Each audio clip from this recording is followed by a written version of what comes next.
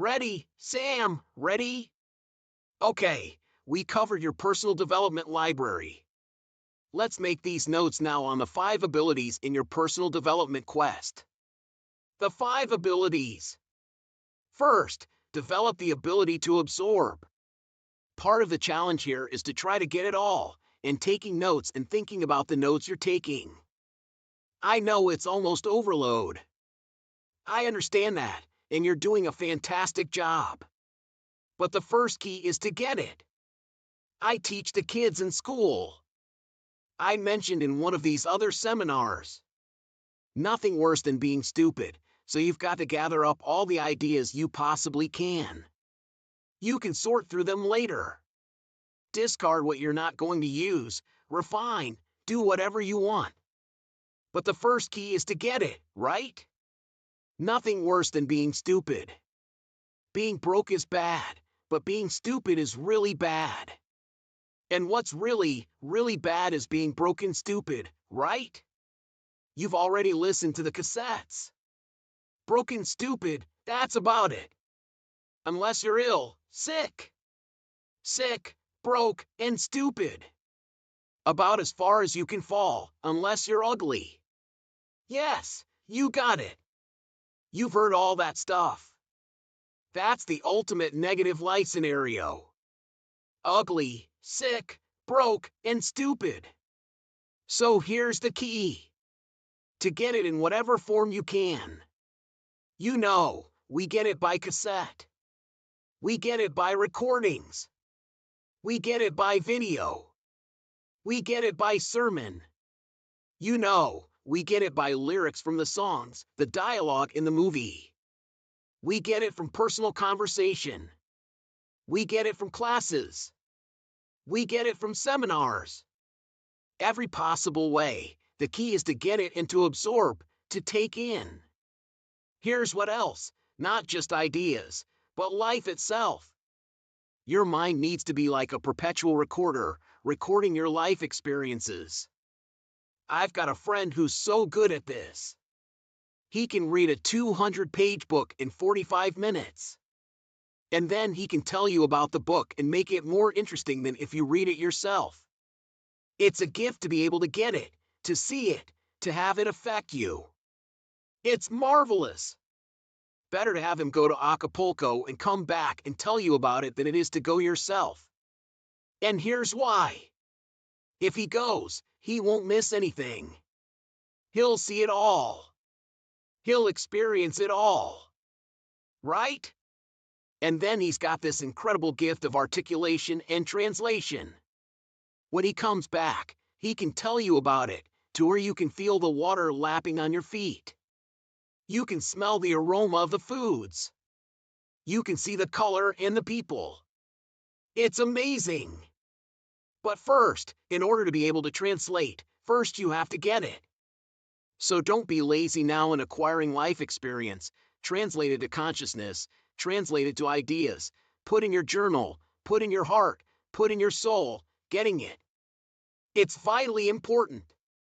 Now, here's the next ability, and that's to respond, to let it touch you, let it affect you, let happy things make you happy, let sad things make you sad. Because we need not only to be educated, we need to be impressed. Impressed. We need to be affected. We need to be moved. We need to be stirred. We need to have the things to make an impression on our mind, on our soul, so that it lingers, so that it stays, so that it's available to use in communicating with other people, to absorb. Let life touch you. Don't let it kill you, but let it touch you. Here's the third ability, and that's to reflect on it all. I call it, run the tapes again. Go back over your experience to make it even more vivid, more powerful, make a bigger impression. Here's some good times to reflect. 1. At the end of the day, just take a few minutes to go back over the day. Maybe make a few notes.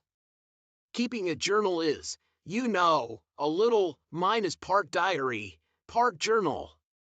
If I was here today, I'd be taking notes, but I also use it, who I've seen, and where I've been, and I'm flying from Tokyo to Singapore. Just, run the tapes again at the end of the day.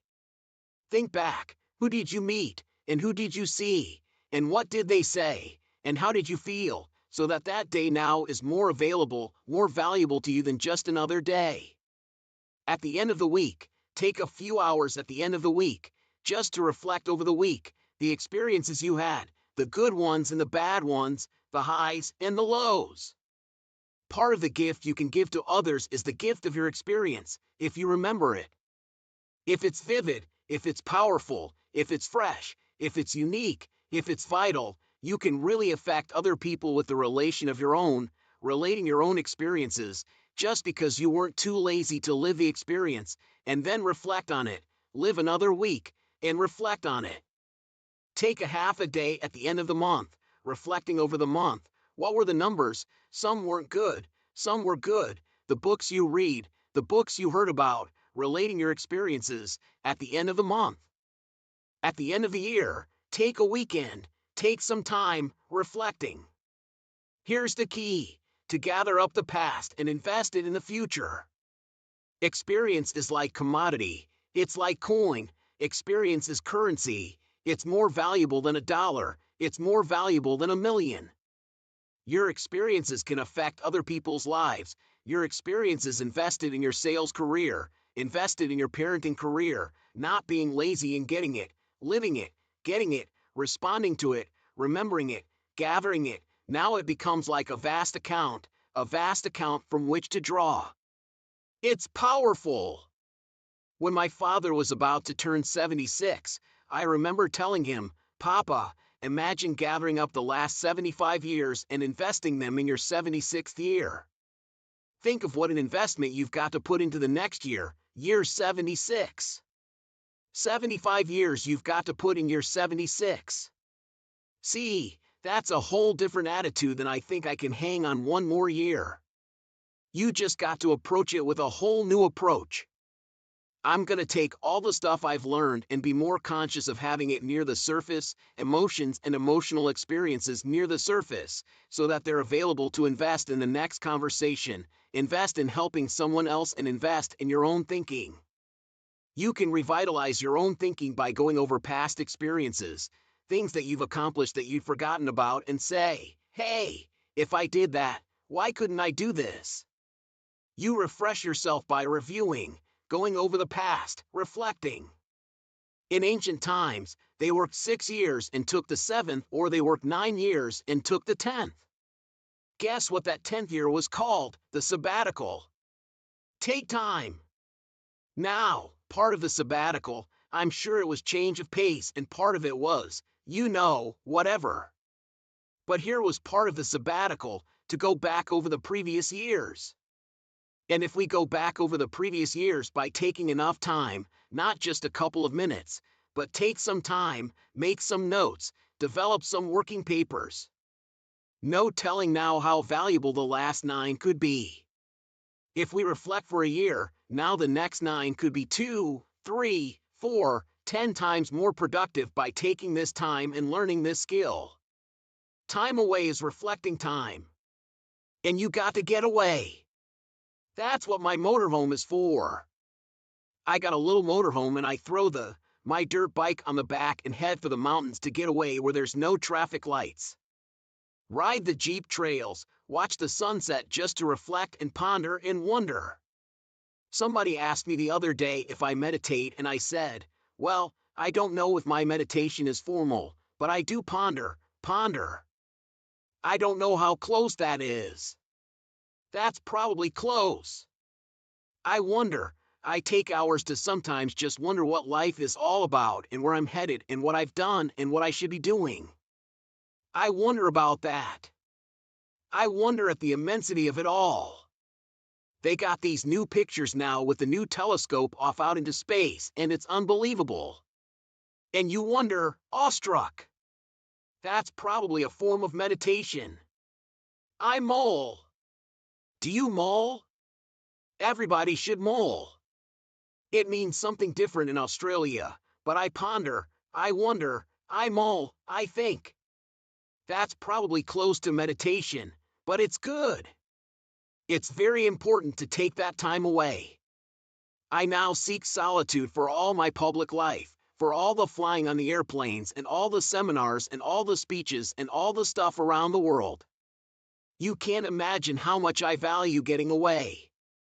A bit of solitude, not forever, but for a while. I'm even putting a fax machine now in my motorhome so I can be away, but still be in touch. My new mode for the future is in touch and out of reach. I want him to say, yes, you can contact him, but you can't find him. For a while, just for a while. Jesus, the master teacher, every once in a while would disappear. I'd say, where is he? He says, every once in a while he just disappears. Not forever, but he just goes away. And that's not bad advice. Just go away for a while. Just get away. There's another interesting illustration that says, every once in a while you should go to your closet.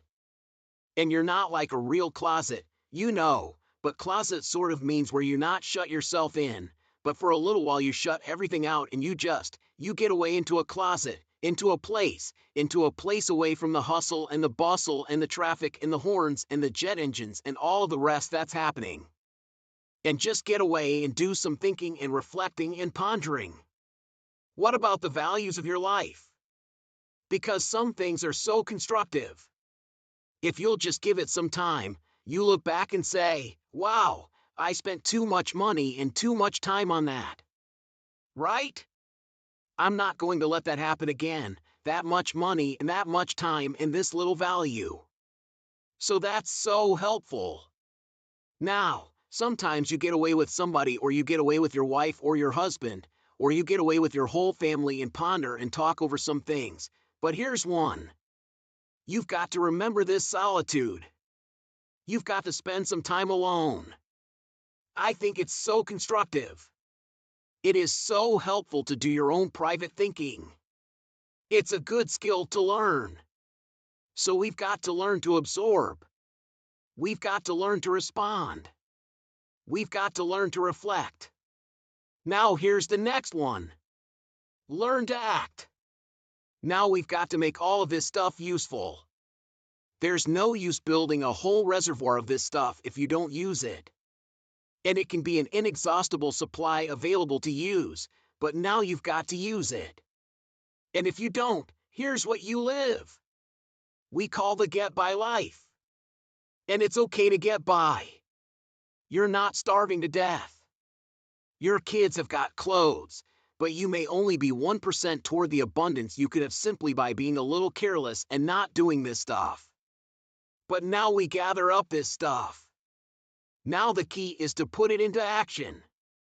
We now spend this capital by investing it in labor so that it produces a better marriage, it produces friendship, it produces income, it produces fortune, it produces something tangible, builds a city, conquers disease, does something of value, creates a symphony, enriches a community, helps to relieve suffering, whatever you can think of to use this stuff.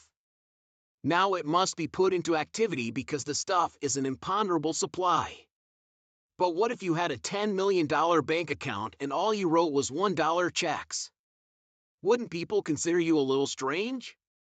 And the answer is yes. If you've got a $10 million bank account and you write a $1 check and then you write another $1 check, just enough to get by and have something to eat and a place to get in out of the weather. But see, with a $10 million bank account, you should write a little larger check. So your experiences, if you reservoir it this way, if you treat it as incredible value, it's an unlimited supply. Now start writing some checks by investing it in activity. The time to act is when the emotion is high. Because here's a law that sets in if you're not careful, the law of diminishing intent. If you wait too long, what you intended to do just diminishes and diminishes with too much passage of time. So when you're inspired, employ that inspiration. When you've got an idea, employ it, put it to work. And you may not even finish it and you may discard it after a while, but at least give it a chance to have a life of its own. Give it a chance. See if the seed won't grow into something unique by putting it to work, acting. Action translates the reservoir of experience into major human productivity, if you'll use it wisely. So we absorb and we respond, we reflect and we act. Now here's the ultimate, and that is to share it all. What you want to make sure is that you have a life process that's giving you more than you personally need for yourself. One of the reasons for creating abundance is to be able to share. R.J. Letourneau that built the big earth-moving machines way back in the early part of the century. R.J. Letourneau finally reached the point, which was one of his goals, and that was to give away 90% of his income. 90%! Someone says, wow, 90%, that's an awful lot to give away. You should have seen the 10% that was left. But wouldn't that be something? To create such abundance, you could give away 90%. Here was Andrew Carnegie's goal, to spend the first half of his life earning money and to spend the last half of his life giving it all away. He was so inspired by that goal that the first half of his life he accumulated $400 million, which back then was a lot of money, right? Not that much now, but back then, $400 million was a staggering fortune. Guess what he did the last half of his life? He gave it all away. See, that's the reason for producing, that's the reason for accumulating, is to have more than you need. All right? Somebody says, well, why produce more than you need? To enjoy this unbelievable adventure called the ability to bless others, the ability to give, and the ability to share. That's so important to share. Now, here's what's important about sharing. It acts in your own self-interest. When you share, it isn't gone, really. It isn't. It's like the law that says if you give, what? It doesn't say if you give, it's gone. Say, no. Here's what it really says. If you give, it's invested. Now, see, that's unique language. And what do you expect from an investment? A return. Of course, you would expect a return from an investment. Why would you make the investment? It's to expect a return. But now here's the colossal part of it. Many times it returns multiplied. How does that work? Who cares how it works? We don't know how it works. You don't need to study it. All you need to know what? It works by making the investment of sharing. By sharing, many times the person who shares receives the greater benefit. Now, that's a bit in your own self-interest, but why not involve yourself in your own self-interest if everybody wins, if nobody loses, if you are the greatest benefactor? One of the greatest benefits of sharing with you this seminar these 2 days is for what I'm going to get out. I should have paid to get in for what I'm going to receive because here's what I do for 2 days. Struggle with the language. I struggle with another way to say it, another unique way to say it, because if I can make it clear for you, it helps to what? Make it clear for me. If it rings a bell for you, it rings a bell for me. If I do my best to try to inspire you, guess what it does? It inspires me. If I say, try it, guess what I'm going to think? I should try it. So if you share, if you give, the person who gives probably receives a greater benefit. But since that's, I guess, the way it's meant to be, then just operate this and you will act highly in your own self-interest. Here's what all sharing does. Makes room for more when you give what you got. If this cup is full, can it hold any more? If this cup is full, there's only one way for it to hold any more, and that is to pour some out.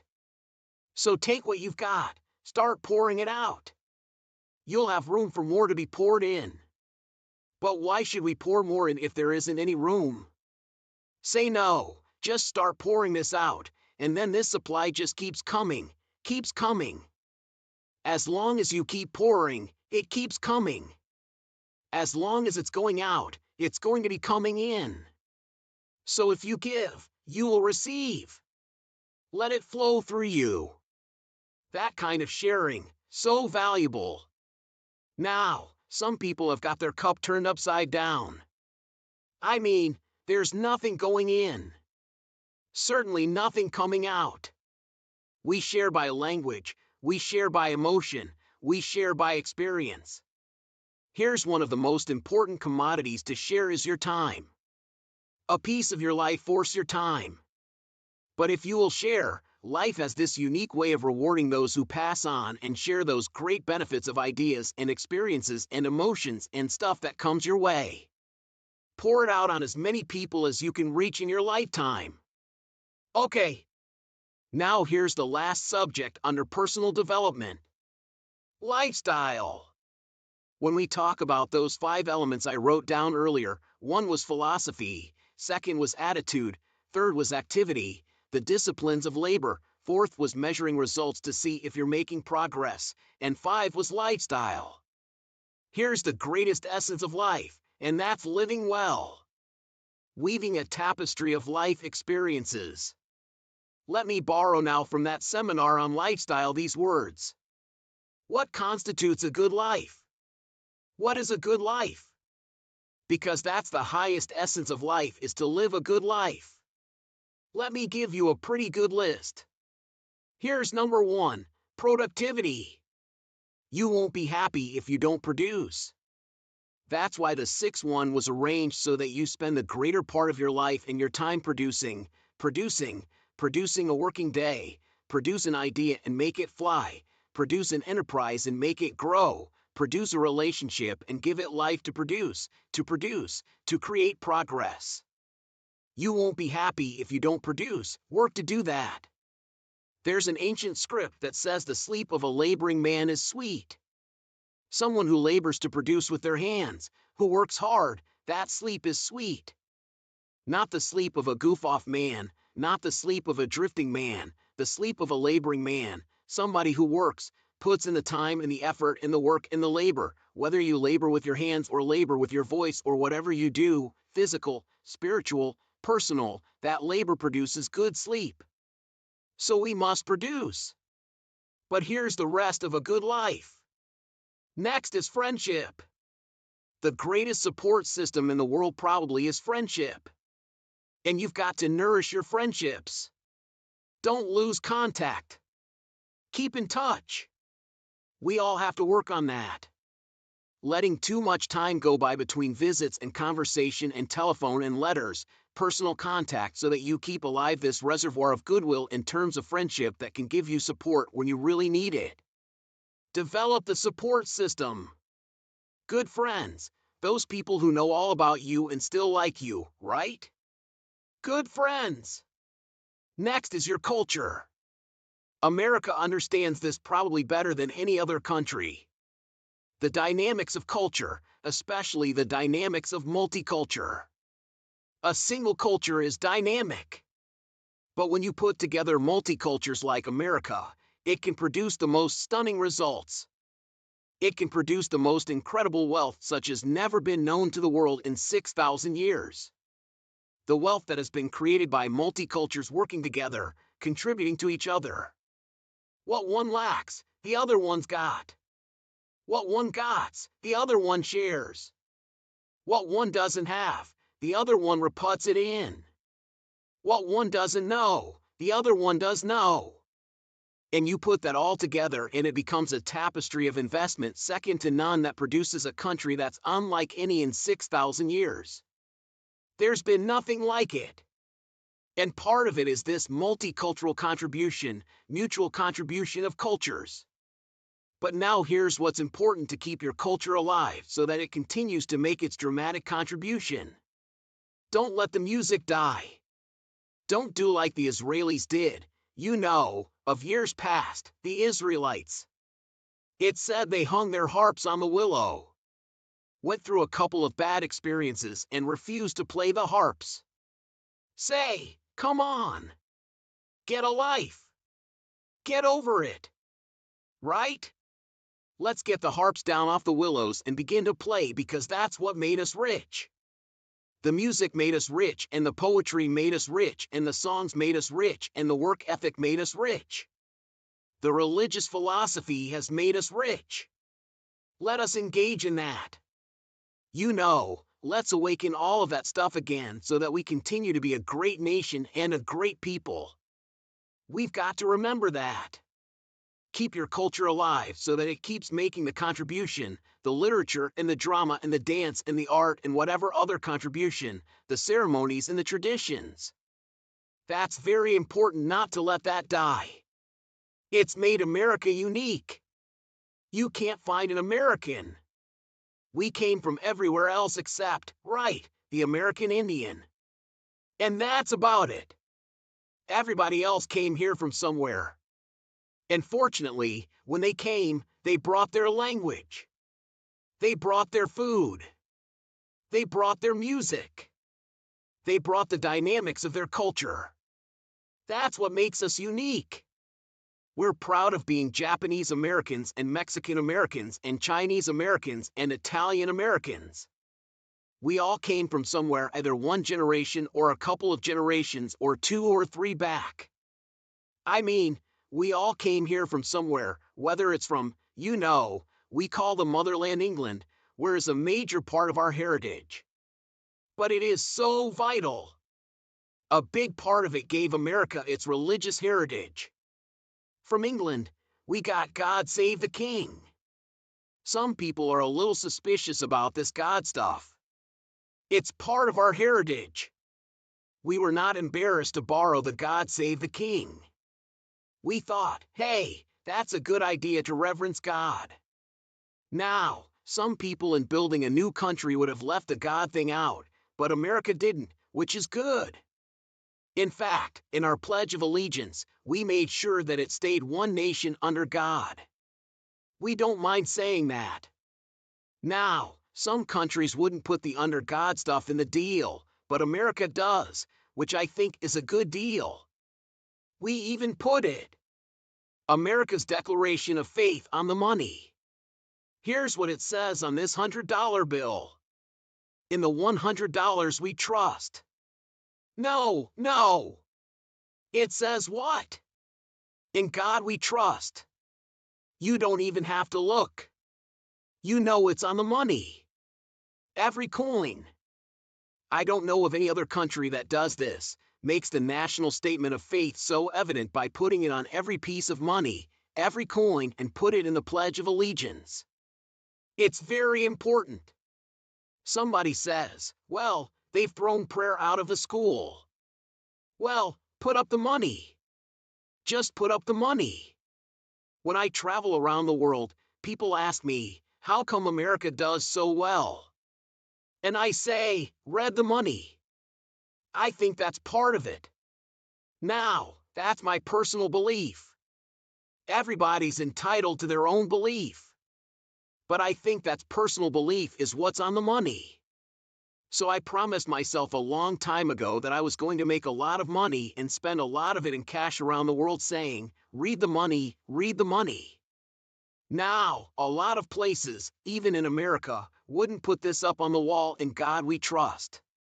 But that's our diversity of belief, whether you're a believer, non-believer, God, not God. Everybody's welcome here to whatever belief they have, because we believe in freedom of expression, freedom of the press, freedom of religion, freedom to worship, whatever is your persuasion. That's what has made us spectacular. Incredible. So culture. Now, here's what's next.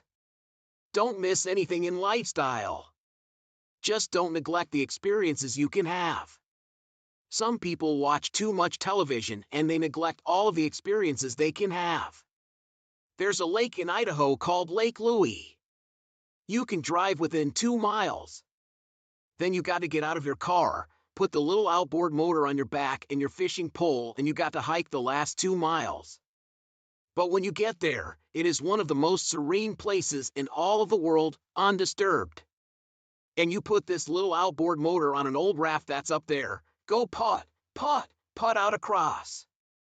And the sun's just coming up about 615 and you cast out there for those rainbows. When one of those things hits your line, it is an ultimate high. 1. You're about 5,000 feet up. That's a high. A mile high. That's one of the best kinds of high, is a mile high. They fight you to the death. These rainbows, big red stripe down the side, white underbelly, black on top. Amazing! So you can't have that experience watching the Today Show. You've got to get up what? About 430 in the morning. And that's what I'm asking you to do more often. Get up at 430 in the morning and go create for yourself more experiences. So jot this down. Life is not just the passing of time. Life is a collection of experiences. Their frequency and their intensity, the frequency and the intensity of experiences. That's what life is all about. That collection. So don't get trapped into wasting time. Not that watching a television show isn't a waste of time. You know, there's plenty of good stuff, but don't use it as your only source of life experience. Don't miss the game. Don't miss the show. Don't miss the performance. Before my father died at age 93, if you'd have called him at 10, 30, 11 o'clock, he wouldn't be home. He's at the ball game. He's at the rodeo. He's at church. He's somewhere watching the kids play softball. He's somewhere every night. My parents taught that. Don't miss anything. Another experience, another rich experience, another time, another time. Elgin Baylor played basketball 1 year in Caldwell, Idaho, where I graduated high school. Just 1 year, Elgin Baylor. My papa used to go see him every time he played. R.C. Owens, one of the great pass catchers of all time, played 1 year at the College of Idaho. My father went to see him every time he played, even in a small little community. Don't miss whatever comes to town. Don't miss. Don't miss. Don't miss the movie. A movie's probably the greatest value in the world. It'll cost $60 million to make it, $6 to see. Now, jot this down. If you live well, you will earn well. If you live well, it'll show in your face. If you live well, it'll show in the texture of your voice and your language. If you live well, you'll be attractive. And success is something you attract by becoming an attractive person. Work hard. We're going to talk about that tomorrow. Work hard, play hard. All work and no play makes Jack a dull boy. One thing you don't want to be is dull. So, in the time away from your labor, in the time away from your commercial obligations, your commercial work, engage in all of this stuff. Don't miss. Don't miss. Collecting every day, every week that's possible. Collect so that your experiences now infuse your commercial time, your working time, your selling time, your recruiting time, building an organization time, constructing an enterprise time. If you will do that, not postpone all of this till some later time, as soon as, but weave it in. That's what we call a good life. Next is spirituality. Whatever you believe, study, practice, teach, it doesn't matter what the religion is. It doesn't matter what the spiritual persuasion is. Be a student of it. Don't neglect its research. Don't neglect its study. Don't neglect its origins. Don't neglect the contribution it could make currently to your life, and give your spirituality a chance now to infuse. You don't have to talk about it all the time. Just so that it has an unseen magical effect in your performance, in how you treat people in everyday life. If you'll use all of that and don't neglect it, but study it and practice it and teach it, I'm telling you, it will serve you well. Next, do all the things that make you unique. Shove taught me all of this about lifestyle so that you can enjoy your own uniqueness, not to make it a display, but so that you can enjoy yourself. The great philosophy says, love your neighbor as you love yourself. Now here's one of the ways to create unique self-love, and that's to make yourself unique to yourself. This doesn't have to be publicized. It doesn't have to go on television. It doesn't have to be displayed in a seminar just so you consciously know that you are doing the things that make you unique, and it makes you unique because of what you do and the way you live and the way you speak, but the uniqueness is primarily appreciated by yourself. You can't believe what that does for your self-esteem. It's off the scale and anybody can practice it. Shove taught me what the word tip meant. I didn't know. What do I know? I knew milking cows. I didn't know tip. What does tip mean? What? Tips means to ensure prompt service. So when should you give it? Shove said, up front. Now see, I didn't know that. I said, no. You know, good service, good tip, lousy service, lousy tip. Shove said, no. To ensure good service, if the occasion calls for it, up front. I learned how to do that. Shove said, you're taking a special friend out to lunch. This is a special occasion now. Special friend out to lunch. You call Mary over the waitress. Mary, arm around the shoulder. Mary, here's $10. Would you take special care of me and my friend? Shove said, you won't believe what happens. He said, Mary will hover around your table. They know how to hover. But it takes $10 to get them to hover. Without that, in the middle of the meal, you're just saying, where's my waitress? She must be gone on a break. I said, no. And Shove taught me when the occasion is special, up front. I took a beautiful lady once to Trader Vic's in Beverly Hills. She was so surprised. When we got there, these two attendants come walking out. Hello, Mr. Rohn. She says, wow. Open up both doors, let us out. We went in, had this fabulous meal. And I said, okay, we're ready to go. We walk by, pay the bill, walk out. As soon as we walk through the door, my car is right there with the doors open and the motors running. My lady friend said, I can't believe this. I said, hey, this is some place here. So we get in the car and we drive away. And we haven't gone but a couple of blocks. She says, Jim, hold it, hold it, hold it. You've got to go back, you've got to go back. I said, why? She said, with all of that service when we got there and then the car and then the doors, she said, you didn't tip anybody. We've got to go back, we've got to go back. I said, no, it'll be okay. She said, no, no, no, we've got to go back. Then I had to tell her that I made a trip to Trader Vic's long before we went there. And I made sure that it all happened, right? If the occasion is special, right, learn to do the deals. Shove taught me the smallest things. He said, you get a shoe shine and the shoe shine boy's done a great job. Now you've got some change. Should I give him 1 quarter or 2? Shove said, always go for the higher amount. 2 quarters instead of 1. Most people, 1. You, 2. Not to display to the world, but to yourself. Shove said, this is a good note to make, become a 2-quarter person. Now the amount has gone up since he taught me that. He said, if you just give 1 quarter, that'll affect you the rest of the day.